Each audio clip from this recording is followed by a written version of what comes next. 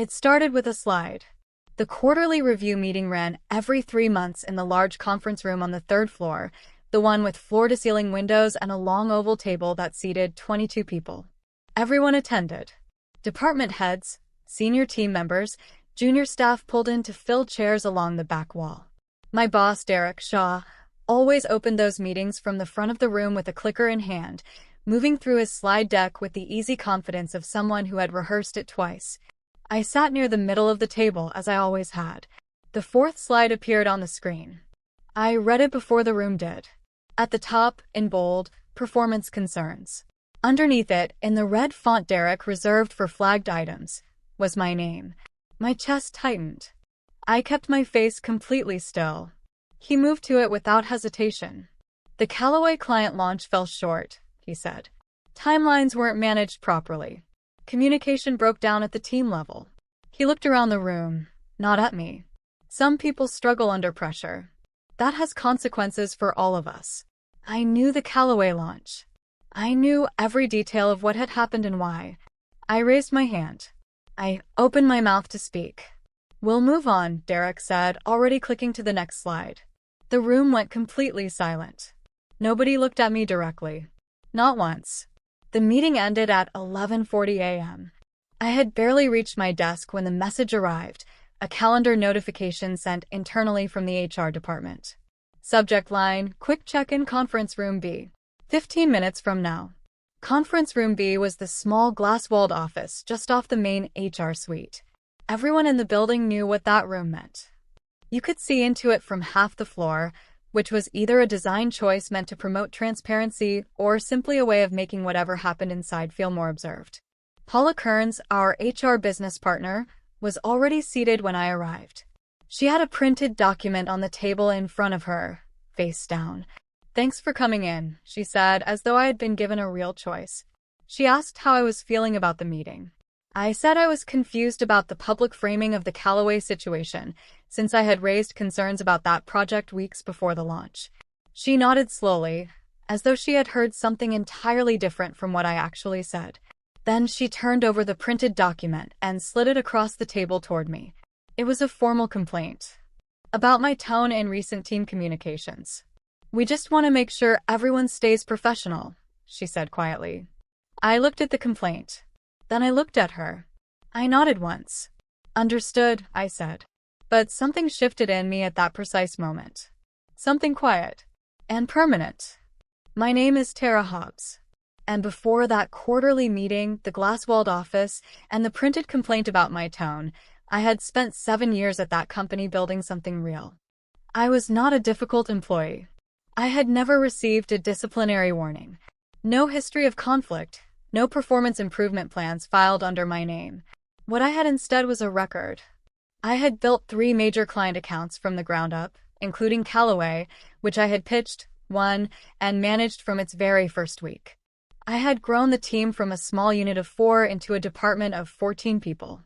I had written the onboarding guide that new hires still use during their first month. I had personally trained 7 of my current colleagues, including 2 who now held senior positions. I worked late. I covered gaps when people were sick. I stayed on calls until problems were resolved. And the Callaway launch, the one Derek had projected onto a screen in red font in front of 20 colleagues, had not failed because of my leadership. It had failed because the timeline had been compressed without my agreement. I had flagged it. In writing. 6 weeks before the launch date. I remembered that email clearly now. I opened my laptop and pulled up the thread. It was still there. Every word exactly as I had written it. 2 months before the quarterly meeting, something had started changing. I noticed it first with the Callaway account. Derek began joining client calls that had previously been mine to run, not as a senior presence offering support, but as the primary voice. He introduced himself as the lead on the account. He spoke over my updates. He made timeline commitments to the client without consulting me first. I didn't raise it immediately. I assumed he was managing pressure from the executive team and needed to show visibility. I gave it time. Then I found the email. A client-side contact named Fiona Reed had written to our team about the revised deadline Derek had committed to in a call I had not been invited to. The new date was 6 weeks shorter than the original timeline we had all agreed on together. It contradicted every project phase schedule I had built. I pulled up the original agreement email, the one Fiona's team had sent confirming the timeline before Derek's involvement had intensified. The dates didn't match. Derek had told the client one thing. The written record showed something entirely different. I saved that email. I saved Fiona's follow-up. I saved the original agreement. I didn't say anything to Derek about what I had found. I just started paying closer attention to everything. After I found the email discrepancy, I went back through my Slack message history for the past quarter. What I found was not one incident. It was a pattern, clear enough once I looked for it, but subtle enough that each individual moment could have been explained away on its own. When a campaign asset had been delivered late, Derek had mentioned in an all-hands channel that the team had missed the window, without naming anyone specifically. But the message thread above it showed he had approved the delayed delivery himself, in writing, 2 days earlier. When a client had flagged a miscommunication about their contract scope, Derek said in a follow-up meeting that project management had dropped the ball. I had managed that project. And then I found the deleted message. There was a Slack thread from 8 weeks earlier where Derek had told me directly, in writing, that the Callaway timeline adjustment had been approved by senior leadership. That message was now gone from the thread. But I had received a mobile push notification when it arrived, and my phone had logged a preview of the text before the deletion. I took a screenshot of the notification log immediately. Then I opened a new private folder on my personal drive. I labeled it one word: documentation. The week after I created the folder, I made a deliberate decision about how I was going to carry myself going forward. I stopped arguing in meetings. Not because I had nothing to say. I had plenty. But I understood now that verbal disagreements in group settings left no trail. They disappeared the moment the meeting ended. Whatever I said could be reframed, misremembered, or described later as unprofessional tone in a printed complaint slid across a table in a glass-walled room. So I stopped. Instead, every time a decision was made in a meeting that affected my work, I followed up with an email. The subject line was always simple.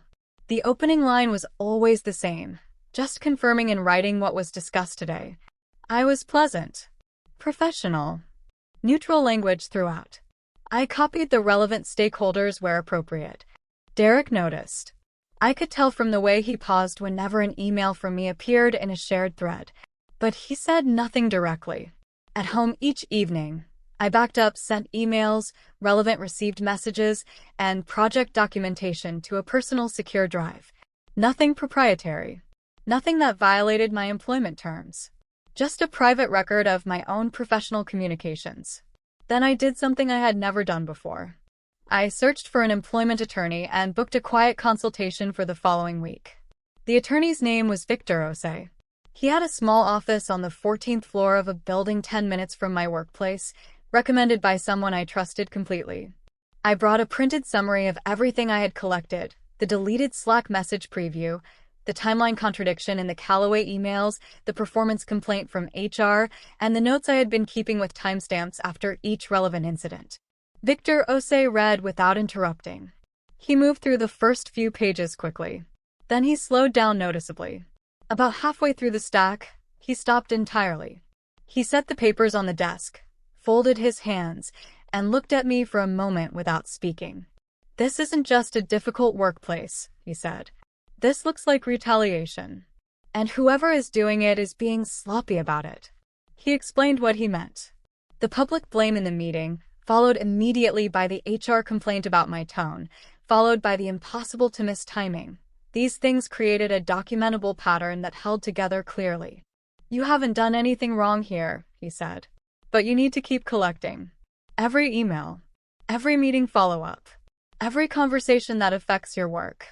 Keep the folder updated consistently." I told him I would. I returned to the office the following morning and did exactly that. Over the 2 weeks that followed, Derek grew less careful.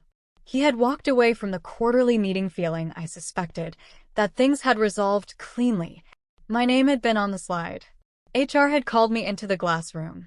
A complaint had been formally logged. As far as he could tell, the situation had landed exactly as he had intended it to. So he relaxed. And when people relax, they stop watching their edges. He began making jokes in group settings about leadership gaps, casual, light remarks clearly directed at something specific, without being aimed at any name directly. People laughed along because the framing was just vague enough to be deniable. He assigned me 2 new deliverables with turnaround times that were not realistic by any reasonable standard. Both landed in my inbox on a Thursday afternoon with Friday morning deadlines attached. I did not complain. I did not push back verbally. I replied to both assignment emails, copying the relevant project stakeholders and 2 senior team members, with a professional note outlining what I could complete by the deadline and what would require additional time. I asked Derek to confirm in writing how he would like me to prioritize. He did not reply by email. He sent a Slack message instead. I took a screenshot and added it to the folder. At the end of that same week, Derek sent an email to the department head. I was not supposed to see it, but the department head, a methodical woman named Cecile Brandt, forwarded it to finance with me accidentally copied. She sent a correction message minutes later, but by then I had already read every word. The email claimed that the Callaway project had run over budget due to mismanaged resource allocation at the project-led level. It referenced a specific figure, a number Derek said had been spent beyond what was approved. I read the number twice. Then I searched my own records for the original budget approval document, the one signed off before the project began. I found it in under 2 minutes. A scanned PDF, timestamped, with an approval signature at the bottom. The signature belonged to Derek Shaw. The approved budget figure was higher than what he had described in his email to Cecile, meaning the project had not overspent. The money had been allocated exactly within the range he himself had signed off on. I forwarded the original approval document to my personal email immediately. I printed a copy and added it to the physical folder I had begun keeping at home alongside the digital one. Then I opened the timeline document Victor Ose had asked me to maintain and added a new entry. A few days after the budget email, I made a formal move of my own. I submitted a report to HR, not an emotional complaint, not a confrontational letter, but a calm, structured summary of the inconsistencies I had observed across the past 2 months. I kept every sentence neutral. I used specific dates. I cited communications where available. I did not accuse Derek of anything directly. I simply laid out what I had observed and documented, and formally asked that the discrepancies be reviewed. Paula Kearns called me into the glass office again. Same room. Same table. Different energy this time. She seemed slightly less comfortable than before. "We appreciate you bringing this forward," she said. "But I think it's most productive if we focus on solutions going forward rather than looking backward." She told me the report would be formally logged. She told me HR's role was to support a healthy working environment for everyone involved. She did not ask me a single follow-up question about what I had submitted. I said thank you and walked back to my desk. Then I drafted a follow-up email to Paula, summarizing what she had told me during our meeting, including the phrase, "focus on solutions," and asked her to confirm whether the report had been formally entered into the company's complaint system. I sent a copy directly to Victor Ose. 3 days after my HR meeting, I received an email I was never supposed to see. It came from Fiona Reed, my contact at the Callaway account, sent to a distribution list that included her own internal team, Derek, and, by apparent mistake, my work address. The email was a follow-up on a discussion about the account's management going into the next quarter. Buried in the second paragraph was a line that made me stop completely. Fiona wrote that her team had been informed of leadership changes happening on the vendor side, and that they had been advised to expect a transition in their primary point of contact. She noted that this had created internal uncertainty, since the contact they had worked with closely for nearly 2 years had not yet communicated this transition directly to them. The contact they had worked with for nearly 2 years was me. I had communicated no such transition, because I had not agreed to one. Because no one had formally told me my role on the Callaway account was ending. Derek had told the client I was being moved out, without telling me. I read the email 3 times. Then I picked up my phone and found Fiona's number in my contacts. I called her directly. Fiona answered on the second ring. I heard a slight hesitation when she recognized my name. I kept my voice steady and warm. I told her I had seen her email, that the address error had landed a copy in my inbox, and that I wanted to reach out directly to clarify a few things before any confusion carried further. I walked her through the project history, the original proposal I had written, the timeline we had agreed on together, the communications she and I had exchanged over the past 18 months, which she confirmed she remembered clearly. Then I asked her, gently, where she had heard about the leadership transition. Derek had told her, she said, in a call 2 weeks earlier. He had described it as a planned restructure and said I would be moving into a different capacity and that her account would be reassigned. I told her calmly that I had no knowledge of any such plan and that no formal communication had ever reached me. There was a pause on the line. That's concerning, Fiona said quietly. She asked if I could provide her with written performance metrics from the past year for the account, the real numbers, pulled directly from our internal dashboards. I told her I could provide them without difficulty. I already knew, before she finished asking, that Derek had been carefully controlling which numbers she was seeing. Fiona Reed did not wait long. 2 days after our phone call, she sent a formal email to the executive team at my company. Not to Derek, not to department leadership, but directly to the senior vice president of client operations. She explained that the Callaway account had experienced internal instability at the vendor level that had introduced measurable disruption into their Q3 performance. She asked for clarification on the account's current leadership structure. She noted that the performance metrics she had been provided by her vendor contact did not appear to align with the internal dashboards her own finance team had accessed through the shared reporting portal. That last line triggered everything. The senior VP forwarded the email to finance with a single question attached. Can we verify these numbers? Finance ran their own comparison. The internal dashboard figures Fiona's team had accessed told one story. The reports Derek had been delivering to the client and to senior leadership told a different one. Revenue figures had been adjusted. Performance data had been smoothed in ways the underlying source data did not support. The senior VP called finance back and asked for a full account review. By Friday of that week, a formal internal audit had been officially opened. I found out through a colleague who had been in the room when the announcement was made. The shift inside the office after the audit announcement was immediate and impossible to ignore. Derek called 3 separate emergency team meetings in 4 days. Each one had a different stated purpose: reviewing campaign timelines, clarifying communication protocols, aligning on Q4 priorities, but each one circled back to the same restless undercurrent. He was searching for something specific. In the second meeting, he said it almost directly. I want to make sure we're being careful about what gets shared externally, he said. Client relationships are sensitive. Information moving in the wrong direction creates real problems for everyone. He looked around the room slowly. If anyone has concerns, the right channel is through leadership, not around it. I sat near the center of the room and wrote notes in my notebook. Calm, unhurried.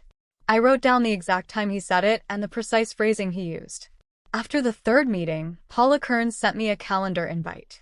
The subject line read, Compliance Documentation Review, HR Request. It was different from the earlier check-in meetings. The language was more formal. The meeting was 90 minutes long. And it was not just Paula's name in the organizer field. Beside hers was the company's compliance officer. They wanted to sit down with me specifically, but the one on the second floor that the legal team used for formal reviews. Paula was there. Beside her sat the compliance officer, a careful and methodical man named Arthur Penn, whom I had seen in the building but never spoken to directly. He had a notepad in front of him and a pen he uncapped without fanfare. He told me the audit had prompted a documentation review. He said they were gathering records related to the Callaway account and several adjacent projects. He asked if I had anything that might be relevant to that review. I said I did. I opened my bag and placed a printed timeline on the table, organized by date, starting 3 months earlier. Attached behind it in clearly labeled sections, printed Slack logs, email headers with timestamps, the budget approval document with Derek's signature, and the written follow-up note I had sent Paula after our last meeting. Arthur Penn went quiet the moment I set it on the table. He and Paula exchanged a brief glance. He picked up the stack and read the first several pages without speaking. Then he looked at me steadily. We'd like to keep a copy of this, he said. I brought 2, I said. I slid the second stack across the table. He requested digital versions as well. I told him I would send them before end of business that day. The audit moved faster than I had anticipated. Within 10 days of my compliance meeting, Arthur Penn's team had reached a finding that, from what a colleague close to the process told me, had stopped the review team mid-session. The reallocated funds. When finance traced budget line items associated with the Callaway project and 2 adjacent accounts, they found that a portion of the funds had been moved from the original project codes into a different departmental allocation. The adjustment had been made through the company's financial management system and had created the appearance of an overspend specifically in the areas under my oversight. The signatures on the internal reallocation forms were supposed to follow a specific authorization chain. They didn't match it.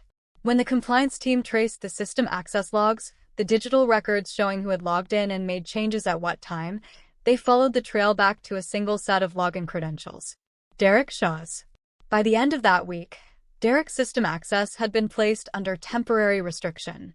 He was not publicly informed of the specific reason, but by the look on his face when I passed him in the corridor on a Thursday afternoon, he had begun to understand that something significant had shifted beneath him. I walked past him without slowing down. I went to my desk and updated the timeline document. 2 days after Derek's access was restricted, Paula Kearns called me. The tone of the call was different from every previous conversation we had shared. The professional warmth was present. Paula was always technically polite, but underneath it was something new. A careful quality, like someone choosing each word with extra deliberate attention. She said the company was exploring various channels to address the concerns that had surfaced during the review. She used the word mediation twice. She described it as an opportunity for all parties to reach a productive resolution moving forward. I listened to the full explanation without interrupting. Then I said, "I appreciate the call, Paula. I want to be transparent. I've already accepted a position at another firm. I'll be submitting my formal resignation letter today." A pause. "Is there anything that would change that decision?" she asked carefully. "No," I said. "There isn't." I thanked her and ended the call. Then I opened my laptop and drafted my resignation letter. 2 weeks' notice. Professional language throughout. Specific about my final day.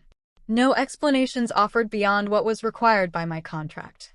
I submitted it through the official HR portal at 2:17 p.m. I sent Victor Osei a message letting him know immediately. He replied in under 5 minutes, "Good. Timing is solid. Keep your documentation safe." I had not expected my resignation to travel the way it did. I had submitted it through the HR portal, which meant it entered the system quietly. But within a few hours, the fact of my departure had moved through the floor, the way information always moved in that office, through the small human channels no portal or policy could fully contain. By the end of that day, I had received 14 private messages. Not through the company system. Through personal numbers, personal email addresses, LinkedIn channels where people felt safe speaking without being observed. Some were short. Just, "I'm sorry this happened. You deserved better." A few were longer. 2 of those longer messages said essentially the same thing, sent by different people who had no knowledge of each other's message. Both writers said they had held information during the Callaway period that directly contradicted Derek's version of events. And both said they had been spoken to quietly and directly about staying out of it and keeping things internal. I replied to both carefully. I didn't push or ask for anything specific. I said that if they felt comfortable speaking to the compliance team, that channel remained open. One of them wrote back within the hour. "I already emailed Arthur Penn. I wanted you to know." I read that message twice. Then I set my phone down and sat quietly for a moment. The following Tuesday, the building felt different the moment I walked in. I noticed it before I reached my floor, something in the energy of the lobby, the way the front desk staff moved, the particular deliberate quiet that settles over an office when something significant is happening behind closed doors. The executive vice president of operations, a senior leader named Byron Walsh, had come down from the regional office. He was not scheduled. His name had not appeared on anyone's calendar that morning. He simply arrived, and by mid-morning his presence had been noted quietly by everyone on the floor. He entered a closed-door meeting with senior HR leadership at 10 a.m. That session lasted 2.5 hours. At 1:15 p.m., Derek Shaw did not return from lunch. By mid-afternoon, confirmation moved through the informal channels first, a message from someone whose desk sat near the HR suite. Then later through an internal communication distributed to department heads only. Derek had been placed on administrative leave pending the outcome of the compliance review. A second piece followed the next morning. Paula Kern's management of the formal complaint I had submitted, specifically, her response and the actions she had and had not taken, was being reviewed as part of the broader HR accountability process. The glass office sat empty. I was in the middle of preparing documents for my new employer when the call came through. The number belonged to Owen Fitch, a senior analyst who had been with the company since before I joined. Owen was not someone who called without a reason. He was precise and economical with communication in a way I had always respected. "Tara," he said, "I wanted you to hear it from someone who knows you." I set down what I was holding. "Derek's gone," he said. "It was made official this morning. Terminated, not resigned. The grounds listed internally are falsified financial reporting and retaliatory conduct toward a team member." I didn't say anything immediately. "There's a second thing," Owen said. "Paula submitted her resignation yesterday afternoon. The HR review found procedural failures in how your complaint was handled. She opted to leave before the process reached its conclusion." I sat with both pieces of information for a long moment. I thought about the glass office. The printed complaint slid across the table. The phrase "stay professional."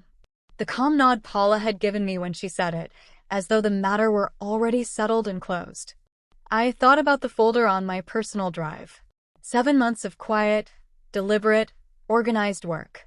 "Thank you for telling me, Owen," I said. "Take care of yourself," he said simply. My first day at the new firm was a Monday in early spring. The company was called Apex Point Partners, and my title was Senior Client Strategy Lead, a role that came with the kind of real authority and direct responsibility that my previous position had described on paper but never actually delivered. No management layer sitting between me and the work. No approval process designed to slow things down while someone else took the credit. I spent the first 2 weeks meeting my new team, reviewing active accounts, and setting up the structural approach I intended to run the department with. Clear ownership on every project. Documented agreements on every major decision made. In my third week, I received an email from Fiona Reed. She wrote that Callaway had been reassessing its vendor relationships in light of the past year's disruption. She said her team had followed the situation at my former firm closely. She said that if I was now in a position to manage their account through my new structure, she would like to have a formal conversation about it. We met the following Friday. By the end of that month, Callaway had formally transitioned their account to Apex Point Partners, to my team specifically. At the end of Q1, our divisional numbers exceeded the projected targets by 31%. I sent Fiona a short note thanking her for her trust. She wrote back 3 words: "You earned it." Word moved through the industry the way it always does, slowly at first, then all at once. I had not told the story publicly. No posts. No interviews. No carefully timed announcements. I had simply moved forward, done my work, and allowed the results to carry the weight of everything that didn't need to be said. But Derek's termination had not gone unnoticed by people who tracked these things carefully. A dismissal for cause, particularly one involving falsified financial reporting, moves through professional networks quietly but persistently. References don't clear. Background checks surface questions that interviewers find difficult to move past. People who once returned his calls began taking noticeably longer to respond. Within 6 months of his departure, I heard through separate contacts that Derek had applied to 3 senior positions at firms I knew. He had reached the interview stage at 2 of them. Neither had produced an offer. One contact told me, without elaborating, that the compliance process at our former company had produced a record that followed him in ways he likely hadn't anticipated when he was planning everything out. I felt no particular satisfaction when I heard this. What I felt was something more like quiet recognition, the particular clarity that arrives when a long equation finally resolves the way it was always going to resolve. Then, on an ordinary Wednesday afternoon, a message appeared in my personal LinkedIn inbox. The sender was Derek Shaw. I stared at the message longer than I needed to. It wasn't long. 5 sentences. He said he had been reflecting on the past year. He said he believed there had been significant miscommunication on both sides. He said he had a clearer perspective now than he'd had when everything was moving quickly. He asked if I would be open to a brief conversation, even informally, just to clear the air between two professionals. Significant miscommunication. I thought about the slide with my name printed in red. I thought about the email with the erased timeline. I thought about the budget approval document he had signed himself and then used against me. I thought about Fiona Reed being quietly told I was being transitioned out while I sat at my desk with no knowledge that any transition had been decided. I thought about Paula in the glass room sliding a printed complaint about my tone across the table like a period at the end of a sentence. Significant miscommunication. I didn't respond immediately. I closed the LinkedIn tab and returned to the campaign brief open on my other screen. I finished it. I sent it to the team. I had a 3 p.m. call to prepare for. Before I closed my laptop that evening, I went back to the message. I took a careful screenshot. I saved it to the folder still sitting on my personal drive. Old habits. I thought about it for 2 days. Not with confusion. I had known relatively early what I was going to do. But I wanted to be deliberate about it. I had been deliberate about every step of this process from the moment I sat across from Paula Kearns in a glass-walled room and nodded calmly at a complaint about my tone. I wasn't going to stop being deliberate now at the end. On the third day, I opened LinkedIn and went back to Derek's message. I typed my reply. 2 words. Staying professional. I read it once. I didn't add anything to it. I didn't explain it or reference any specific incident or invite any further exchange. 2 words were enough. They said everything I needed to say, in the exact language that had been handed to me at the very beginning of all of this. I pressed send. Then I went to his profile and blocked it. Not with anger. Not with ceremony. Just a quiet, final click, the administrative equivalent of closing a door that had already been closed from the inside for a long time. A year passed. I moved through it the way you move through a year when the work is going well and the foundation beneath you is solid, steadily, forward, without looking backward very often or needing to. 1 year after the quarterly meeting with the red slide, I sat at my desk on a Tuesday afternoon and thought about what had changed. The team I led had grown. The Callaway account had renewed for a 2nd year and expanded its scope. 2 new clients had signed on through referrals alone. The work I did was credited to me, in writing, publicly, consistently, in a way that had once felt like a basic standard but now felt like something I had earned the full right to appreciate. Derek Shaw had not found a permanent position, as far as I knew. Victor Ose had sent me a short note the previous month checking in. I had replied with the truth. Things were better than I had expected them to be when I first sat in his office with a printed stack of timestamps and a folder labeled documentation. I thought about that folder. Still sitting on my personal drive, fully organized, with its dated sections and the screenshot of a 5-sentence LinkedIn message saved at the end. I had built that folder because someone told me to stay professional. So I had.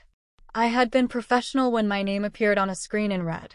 I had been professional when a printed complaint was slid across a table.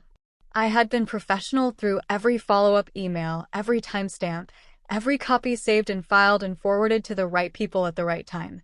They told me to stay professional. So I did.